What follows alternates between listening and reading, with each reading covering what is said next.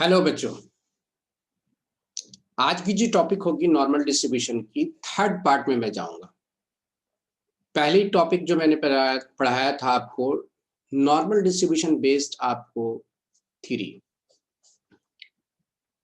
Next जो video class में थी उसमें नॉर्मल डिस्ट्रीब्यूशन की कुछ पॉइंट्स, इंपॉर्टेंट पॉइंट बताए थे और नॉर्मल कर्व पर बेस्ड क्वेश्चंस थे और प्रैक्टिकल क्वेश्चंस इतना इंपॉर्टेंट था कि हमारा जनरल लाइफ में भी यूज होता है। तो हर मैथमेटिक्स और स्टैटिस्टिक्स की कहीं ना कहीं जनरल लाइफ में एप्लीकेशंस है। हम कभी भी मैथमेटिक्स और स्टैटिस्टिक्स जब पढ़ते हैं तो उसकी एप्लीकेशंस डायरेक्टली पहले नहीं पढ़ाया जा सकता। सबसे पहले आप एडिशन पढ़ते हो और एडिशन का यूज बाद में जानते हो, मल्टीप्लिकेशन पढ़ते हो इसका यूज बाद में जानते हो, तो पहले मेथड सीखते हो आप। डिवीजन, एलसीएम, एचसीएफ, सारी चीजें पहले मैथमेटिक्स की मेथड आप जानते हैं। आपको समझ नहीं आता है कि एलसीएम क्यों कर रहे हैं आपको समझ नहीं आता है तो आप डिवीजन क्यों कर रहे हैं आप। लेकिन जैसे ही आप फर्दर क्लासेस में आगे जाते हो और एप्लीकेशंस और वर्ड प्रॉब्लम के क्वेश्चंस आते हैं तो आपको समझ आ जाती है कि आपको कहाँ यूज है मैथमेटिक्स की। ठीक उसी तरह से स्टैटिस्टिक्स का भी वाइड स्कोप है, वाइड यूज है और आज के ज़माने में एक स्टैटिस्टिक्स अलग ब्रांच इसलिए कर दी गई कि इसकी बहुत ज़्यादा इंजीनियरिंग ब्रांच, मेडिकल, अकाउंटेंसी के अंदर में और कई जगह इसका इस्तेमाल होता है।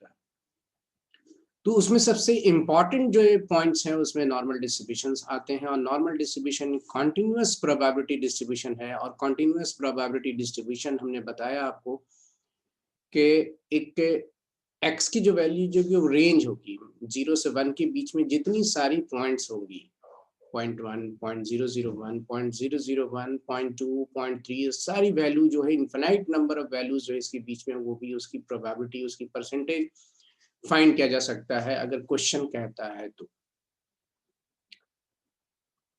तो लास्ट क्लासेस में मैंने देखा कि नॉर्मल डिस्ट्रीब्यूशन में मीन, मीडियन, मोड इक्वल होते हैं।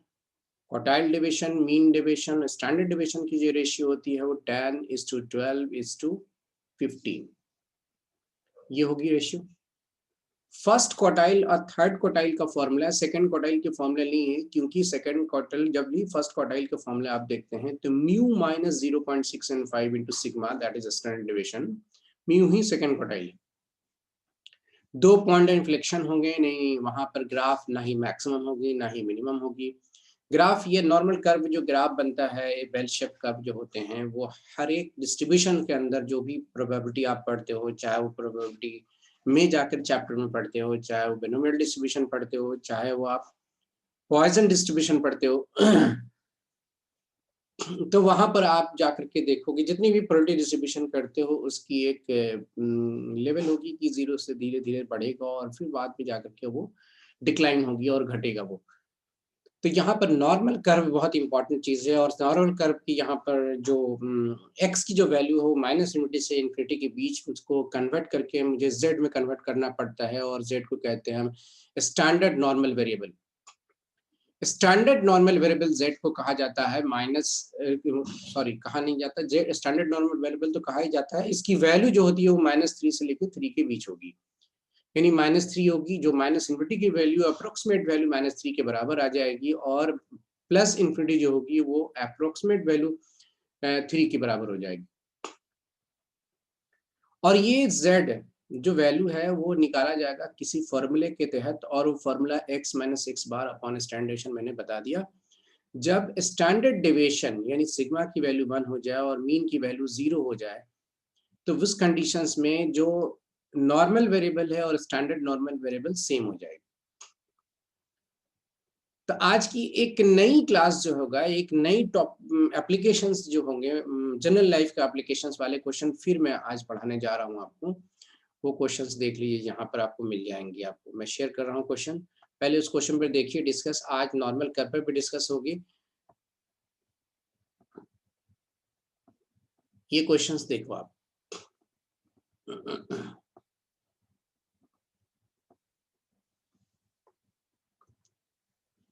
ये एक इलस्ट्रेशन का क्वेश्चन है। बट आप इलस्ट्रेशन कैसे बनाए उस पर डिस्कस नहीं करेंगे, आप उस पर ध्यान नहीं देंगे, आप अपने कॉन्सेप्ट से क्वेश्चन को सॉल्व करने की कोशिश करेंगे, क्योंकि कॉन्सेप्ट से बढ़िया, कॉन्सेप्ट से बड़ा कोई ट्रिक्स नहीं हो सकता, बता दे रहा हूं मैं। कॉन्सेप्ट है, आपको ट्रिक भी याद रहेगी, कोई भी शॉर्टकट ट्रिक होता है वो कॉन्सेप्ट से निकल के आता है, और आप छोटे छोटे फॉर्मूले उसी से निकल के ड्राइव होके आते हैं। और आपको बहुत सारे ऐसे जो है वहाँ पर आपके पास बताया जाएगा, बुक्स में मिलेंगी आपको, पब्लिकेशन में ये शॉर्टकट ट्रिक है, ऐसा नहीं है। वो कॉन्सेप्ट से निकल के एक छोटा-मोटा रूप में दे देगा और वो एक ट्रिक बन जाएगा, और आपको रटने की आदत बनानी पड़ेगी वहाँ पर, तब आपको बेनिफिट तो बिल्कुल है। शॉर्टकट ट्रिक का बेनिफिट है और उसे याद रखनी पड़ेगी, शर्त है उसके लिए, प्रैक्टिस ज़्यादा चाहिए। अब ये क्वेश्चन यहाँ पर देखो। In a sample of 500 workers of a factory, और वैसे फैक्ट्री में वर्कर्स बहुत सारे काम करते हैं, हजारों हजार फैक्ट्री में काम करते हैं वर्कर्स, ठीक है। उसमें 500 वर्कर का सैंपल ले लिया गया। The mean wage and standard deviation of wages are found to be rupees 500 and 48 rupees 48 respectively. Mean का मतलब एवरेज, एवरेज जो मजदूरी उसकी है, औसत जो मजदूरी है उसकी, वो 500 रुपीज मानी गई इस क्वेश्चन में। ऐसा नहीं कि 500 वर्कर है तो 500 रुपए ही मानी जाएगी, ऐसा नहीं है इसमें। ध्यान से सुनिए मेरी बात को, कि ये एवरेज जो है सैलरी जो इसकी, वो 500 के बजाय वो 600 भी दिया जा सकता था। और जब रुपया में आपके पास अगर एवरेज है तो स्टैंडर्ड डेविएशन भी रुपीज में होगी और उससे कम होगा, हमेशा याद रखना, क्योंकि स्टैंडर्ड डेविएशन मीन से हमेशा कम होता है। तो स्टैंडर्ड डेविएशन की वैल्यू 48 रुपीज है। मतलब ये डेटा दिया हुआ है कि 500 वर्कर सैंपल ले लिया आपने, 500 वर्कर्स, और उसमें उसकी एवरेज सैलरी दे दी गई 500। इसका मतलब ये होने था कि 500 वाले ही, किसी को 600 अर्न हो रहा हो, किसी को 700 अर्न हो रहे होंगे, और किसी को 400 में मिल रहा होगा, ऐसा नहीं होगा, उसमें एवरेज सैलरी आ रही है। Find the number of workers having wages. आपसे सवाल कर रहा है कि कितने ऐसे वर्कर हैं जिसकी मजदूरी मोर देन 600 रुपीज होगी। तो बहुत ही अच्छा क्वेश्चन है। 500 वर्कर का सैंपल लिए गया और उसमें से आपको पता लगानी है कि 100 वर्कर ऐसे हैं या 50 वर्कर ऐसे हैं जिसकी सैलरी 600 रुपए से ज्यादा उसकी एवरेज सैलरी है वर्कर की। तो यहाँ पर कैसे पता चलेगा? एप्लीकेशन आपको साफ तौर पर पता चल रहा है कि एक इम्पॉर्टेंट क्वेश्चन है, जनरल लाइफ का क्वेश्चन है, और मुझे ये क्वेश्चंस कैसे बनाए जाएंगे प्रैक्टिकल में। तो बोर्ड पर शेयर करता हूं कि क्वेश्चंस ठीक उसी तरह से बनाएंगे जैसे पिछली क्लास में मैंने वीडियो लेक्चर बनाया था एक एप्लीकेशन क्वेश्चन का। और ये एक्स के जो वैल्यू है, जो सैंपल जो है यहाँ पर मोर देन 600 हो या मोर देन 1000 हो, मोर देन 1 करोड़ हो, ये सारी को एक्स मानी जाएगी। एक्स को जेड में कन्वर्ट पहले करनी होगी, और जेड में जब कन्वर्ट करेंगे तो एक जो वैल्यू आएगी उसी से आपको ज्यादा लेनी होगी। जैसे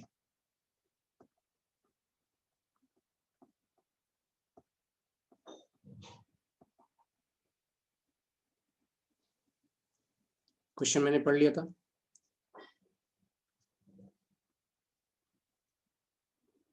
आज की पहली क्वेश्चंस, मैं पहला क्वेश्चन ही लिख रहा हूं यहाँ पर। जो डेटा गिवन है मैं उसको पहले लिख रहा हूं कि डेटा गिवन है क्या क्या। Number of workers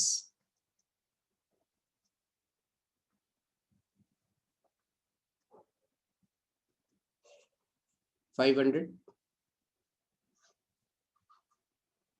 average salary mean ₹500, standard deviation ₹448। 600 रुपए से ज्यादा कमाने वाले वर्कर की संख्या निकालनी है। इसका मतलब है कि एक्स की वैल्यू 600 से ज्यादा नॉर्मल वेरिएबल अभी तक मानी जाएगी। ओके, तो एक्स यहाँ 600 है, 600 से ज्यादा है, तो रेफरेंस पॉइंट हमारा 600 है। सेट में कन्वर्ट करूंगा मैं, x minus x bar upon standard division, ये 600 रखूंगा मैं। 500 हमारा एवरेज दे रखा है बुक, स्टैंडर्ड डिविजन दे रखी 48। आप घटाओगे 100 होगी, डिवाइड करोगे 48। 48 से जैसे आप डिवाइड करोगे यहाँ पर आपकी वैल्यू आ जाएगी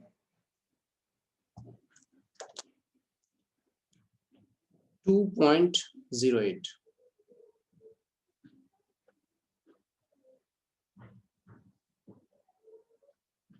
प्रोबेबिलिटी पहले निकालनी पड़ती है। जब नंबर वर्कर्स का पता लगाना होता है तो आपको ये पता लगाना है कि परसेंटेज, दैट इज प्रोबेबिलिटी एक परसेंटेज है। टोटल 500 वर्कर्स है, आपको पता चल जाए कि 10% ऐसे वर्कर हैं जिसकी सैलरी 600 रुपये से ज्यादा है उसकी अर्निंग, तो वैसे कि नंबर ऑफ वर्कर आपको पता चल जाएगा 500 की 10% 550 वर्कर्स। तो 10% अगर आप निकालते हैं परसेंटेज, तो इसका मतलब है कि प्रोबेबिलिटी 0.1 है। अगर 20% आपको अगर नंबर ऑफ वर्कर्स का पता चलता है कि 20% वर्कर ऐसे हैं जिसकी सैलरी 600 रुपये से ज्यादा अर्निंग है, इसकी मतलब उसकी प्रोबेबिलिटी 0.2 है। तो 0.2 एक प्रोबेबिलिटी है या उसे परसेंटेज में आप कन्वर्ट कर सकते हो। तो हमें प्रोबेबिलिटी जो निकालनी होगी वो x का मान 600 से ज्यादा, तो we are incapable to solve the normal variable greater than 600। 600 से ज्यादा कहाँ तक जाऊंगा मैं? 700, 601 भी है, 602 भी है, और कहाँ तक जाएंगे? ये इनफाइनाइट हो सकती है। तो यहाँ पर इसे कन्वर्ट करने के लिए इनफाइनाइट तो जाते ही हैं बिल्कुल, और इसे हम फाइन नहीं ऐसे कर सकते। इसमें z में जब कैसे कन्वर्ट करना पड़ा तो ये z की ग्रेटर देन हो जाएगी 2.08। अब इसकी प्रोबेबिलिटी का पता लगाना होगा मुझे, और हर एक क्वेश्चंस में, एग्जामिनेशन के पेपर में क्वेश्चंस में z की वैल्यू गिवन होगी नीचे, जैसे मैंने पिछले क्लास में वीडियो में बनाया था, वो वैल्यू गिवन होता है। इस क्वेश्चन में नहीं दे रखा है इसलिए कि आप इंस्टीट्यूट की बुक पढ़ रहे हो, और इंस्टीट्यूट की बुक में ये वैल्यू सारी प्रोवाइड कर रखी होती है लास्ट पेजेस में। अपेंडिक्स में, अपेंडिक्स में जाके देखिएगा, वहां पर सारी वैल्यू कवर कर रखा है इन्होंने, लॉग की, एंटी लॉग की, एनईटी की, नॉर्मल डिस्ट्रीब्यूशन की सारी वैल्यू जो टेबल दे रखा है उसके टेबल के अकॉर्डिंग भी वैल्यू देखे जा सकते हैं। लेकिन चूंकि एमसीक्यू हमारा पेपर है, और एमसीक्यू पेपर में हमें टेबल देख करके बताने को नहीं कहा जाएगा, बल्कि क्वेश्चंस में दिए रहेंगे और उस क्वेश्चंस में नीचे वैल्यू गिवन होगी और उस वैल्यू का यूज करेंगे आप। फिर आज डिस्कस कर रहा हूं मैं यहाँ पर एक नॉर्मल कर्व है, और नॉर्मल यहाँ पर मान लो ये कर्व है आपके पास, और हमेशा बेल शेप आप ऐसे ही बनाएंगे नॉर्मल कर्व, और हमने बताया आपकी 0.5 प्रोबेबिलिटी राइट साइड होगी और 0.5 प्रोबेबिलिटी लेफ्ट साइड होगी, that is 50% right side and 50% left side, और x की वैल्यू यहाँ पर 0 होगी। तो ऑब्वियस है कि ये 2.08 ये प्लस है, नेगेटिव नहीं है, पॉजिटिव है, तो आप राइट साइड जाओगे 2.08। ये मानी जाती है, फिर से बताता हूं मैं, कि यहाँ पर z की वैल्यू 1 होती है, ये 0 होती है, z की वैल्यू यहाँ पर 2 होगी, और आगे यहाँ पर z की वैल्यू 3 रख सकते हो, क्योंकि मैक्सिमम वैल्यू z की 3 होगी, इससे आगे नहीं जा सकते हो, और ये एकदम इनफाइनाइट पे जाके टच करेगी। तो हमारे पास ये जो 2 एक रेफरेंस पॉइंट है, 2 से ज्यादा लेनी है, मतलब थोड़े से ज्यादा, तो मतलब यहाँ मैं ले लूंगा अंदाजे से, ये यहाँ पर हमारा 2 पॉइंट है, हमारा मान लो 2.08 है। तो बुक क्या कर रखा होगा कि आपको 0 से लेकर के 0.2, मतलब z की वैल्यू 0 से लेकर z की वैल्यू 2.08 तक की वैल्यू दे रखी होती है। कुछ भी दे रखा होगा आपको, मान लो 0.4896 ऐसा दे रखा होगा। तो ये वैल्यू जब दे रखी होती है तो आपके क्वेश्चंस आसानी से बन जाते हैं, क्योंकि आपको जब प्रोबेबिलिटी निकालनी है, परसेंटेज निकालनी है, वो 2.08 से ज्यादा, तो 2.80 से ज्यादा तो आगे भी है, चूंकि 3 तक जानी है आपको, तो आगे भी है यहाँ तक। तो हम क्या करते हैं, हम लोग के ये पूरी प्रोबेबिलिटी दे रखी होती है 0.5, अब उसमें से 2.08 की प्रोबेबिलिटी लेस कर देते हैं तो आगे की प्रोबेबिलिटी फाइन हो जाती है। तो 2.08 की प्रोबेबिलिटी क्या दे रखी होगी उस क्वेश्चंस में, मैं फिर शेयर कर रहा हूँ आपको क्वेश्चंस, यहाँ पर देख लीजिएगा कि आपको समझ आ जाएगी। अब आगे देखिए, इसमें जो बनाया है उसे दूसरे तरीके से बायोमेट्रिक का टेबल है, यहाँ पर ध्यान से देखोगे ये 2.08 है, ये 5 के रूप में लिखा है, इसमें 5 को डिस्कस करूंगा मैं अभी क्लास में आपको कि 5 है क्या ये 5। तो 2.08 की जो वैल्यू दे रखी है वो लेस देन लिखा है, मैं उस पर डिस्कस नहीं करूंगा अभी, वो सब सारी चीजें सब कॉन्सेप्ट क्लियर हो जाएगी आपको। तो ये 0.9812 की वैल्यू दे रखी है 2.08 की वैल्यू। आप जो 0.9812 जो दे रखा है इसे याद रखिए आप, खाली बस कॉपी में लिख सकते हैं आप अभी 0.9812 बस। इसी से मैं, चूंकि गिवन है यहाँ पर, ये इसने बायोमेट्रिक का टेबल से लाया है, तो वैल्यू जो अक्सर ये वैल्यू 0 से लेकर 2.08 तक ही रहती है। तो 0.9812 जो दे रखा है उसमें आप 0.5 घटा लें, 2184। देखिए मैंने बोला था कि 48 समथिंग होगी, तो 98 नहीं है बल्कि 0.4812 होगी। ये 0.5 क्यों घटाया? क्योंकि वैल्यू हमें दिया जो रहता है वो माइनस इन्फिनिटी से लेकर के 2.08 तक की वैल्यू दे रखी होती है उसमें, उस क्वेश्चन के आंसर में जो सॉल्यूशन वहां पर है। तो 0.58 इधर घटा लो आप, 0.58 घटा लो इसमें। मैं बता रहा हूँ कि इतनी सारी डिस्कस जो कर रहा हूँ मैं उस चूंकि सॉल्यूशन वैसे दे रखा है इस वजह से, वरना आपके क्वेश्चंस में 0 से लेके z की 2.08 तक की वैल्यू दे रखी होती है। तो 0.48 दैट इज कि आपकी जो वैल्यू दे रखी होगी 0.4812 जो प्रोबेबिलिटी है वो कहाँ से कहाँ तक है, कहाँ से कहाँ तक है, 0 यहाँ से लेकर के और यहाँ तक, ये 2.08 तक की वैल्यू दे रखी है यहीं तक। तो इसकी प्रोबेबिलिटी दे रखी है 0.4812 और मैं जानता हूं कि 0 से लेकर पूरी माइनस इन्फिनिटी प्लस इन्फिनिटी तक की प्रोबेबिलिटी दे रखी है 0.58। तो मुझे 2.08 तक की आगे की प्रोबेबिलिटी निकालनी है, तो मैं क्या करूंगा 0.5 में से इसे घटा लूंगा 0.000, दैट इज मैं लेस करूंगा तो मुझे प्रोबेबिलिटी पता चल जाएगी, यानी 8, ये 8, ये 1, ये 0, मतलब 0.0188 आ गई प्रोबेबिलिटी। अगर किसी स्टूडेंट को परसेंटेज का पता लगाना होगा, इसे प्रोबेबिलिटी से कन्वर्ट करनी होगी, तो उसे 100 से मल्टीप्लाई करनी होगी इसमें, और 100 से जैसे मल्टीप्लाई करेंगे तो 1.88 हो जाएगी। तो मैं यहाँ पर साफ तौर से फिर लिख देता हूँ मैं कि क्या क्या चीजें मैंने बोला, यहाँ पर आपको समझ नहीं आएगी क्योंकि सब मिक्स हो गया यहाँ पर।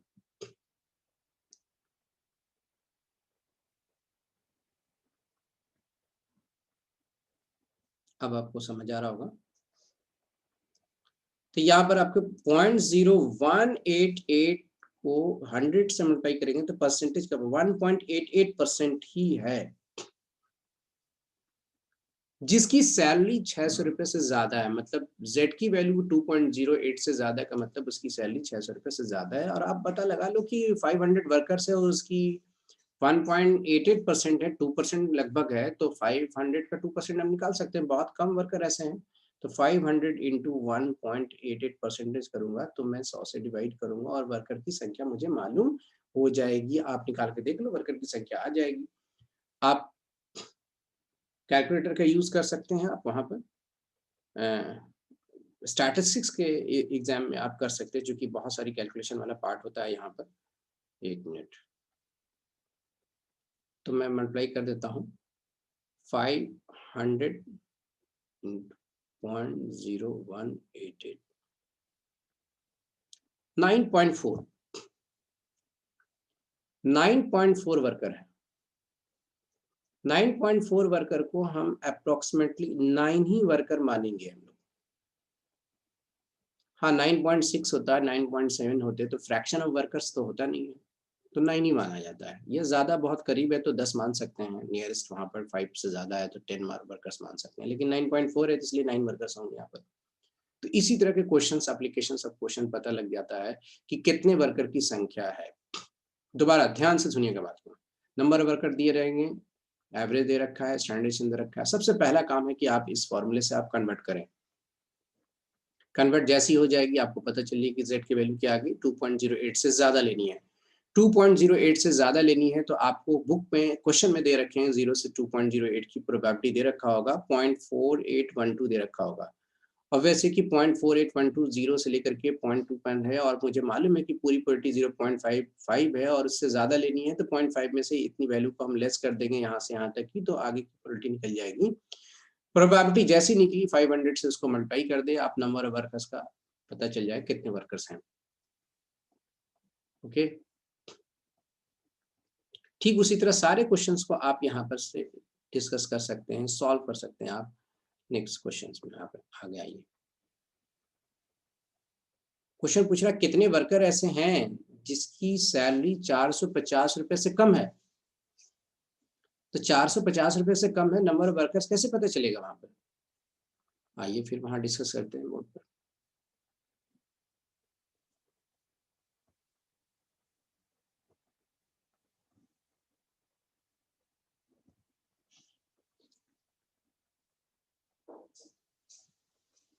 नेक्स्ट क्वेश्चन इसकी पार्ट है कि सैलरी 450 से कम होना चाहिए, दैट इज एक्स की जो वैल्यू है वो 450 रुपए से कम। तो सबसे पहले मैं कन्वर्ट करूंगा जेड के फॉर्मूले से, x minus x bar upon standard deviation. Z x हमारा 450 है माइनस 500 अपॉन 48। अब ये माइनस 50 हो गया अपॉन में 48, लो माइनस भी आ रहा है जेड की वैल्यू, माइनस होता है, माइनस 3 तक जाता है ये वैल्यू। तो 50 अपॉन 48 1.041 माइनस 1.041। अब 1.041 की वैल्यू कैसे दे रखी होगी वो भी बताता हूं मैं। ये नॉर्मल कर्व है,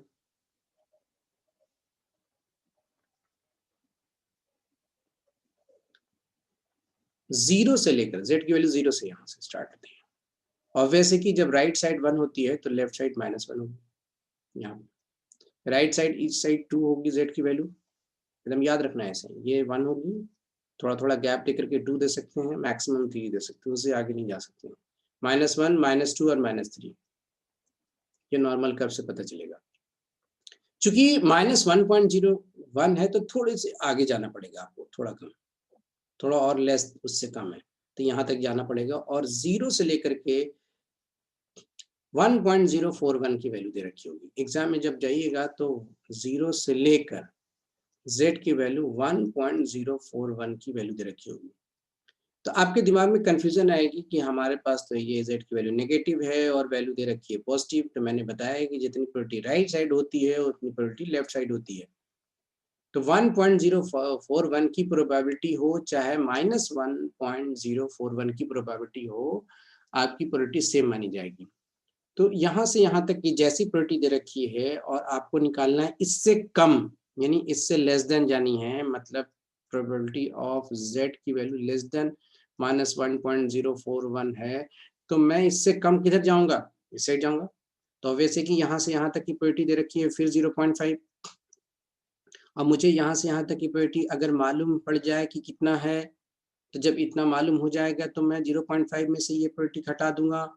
जैसे ही घटाऊंगा तो मान लो कि इसकी प्रोबेबिलिटी 0.3435 है, मान लो 35 है यहाँ से यहाँ प्रोबेबिलिटी, तो 0.5 में से इसे घटाऊंगा मैं, दैट इज की 0.5 में से 0.35 मैं मान लिया, मैं एक्यूरेट वैल्यू नहीं दे रहा हूँ, मैं वो वैल्यू दिया होगा आपको। मैं अभी सॉल्यूशन में जाऊंगा, आपको वैल्यू कुछ ना कुछ होगी। तो 0.35 लगभग मैं मान रहा हूँ कि अप्रोक्सीमेटली इतनी रहेगी। तो 0.5 में से इतना घटाओगे तो ऑब्वियस है कि क्या है कि रिजल्ट 0.50 में से 0.35 आप लेस कर दो, ये रिजल्ट आ जाएगा आपको कितना, ये आपका 5 होगा और ये 1 होगा, दैट इज 0.15, राइट। 0.55 को आप 500 से मल्टीप्लाई कर दो। 500 से जैसे मल्टीप्लाई करोगे तो क्या रिजल्ट आएगी वो देख लो, नंबर ऑफ वर्कर्स का पता चल जाएगा। इनटू 0.15 75, 75 ऐसे वर्कर्स हैं जिसकी सैलरी जो होगी वो 450 रुपए से कम होगी। तो कितना इंपॉर्टेंट पार्ट है कि मुझे नंबर ऑफ वर्कर्स का पता चल जा रहा है। मैं देखता हूँ कि क्या अप्रोक्सीमेटली आंसर है, चूँकि मैंने अपने सामान रखा है, यहाँ पर लिया है।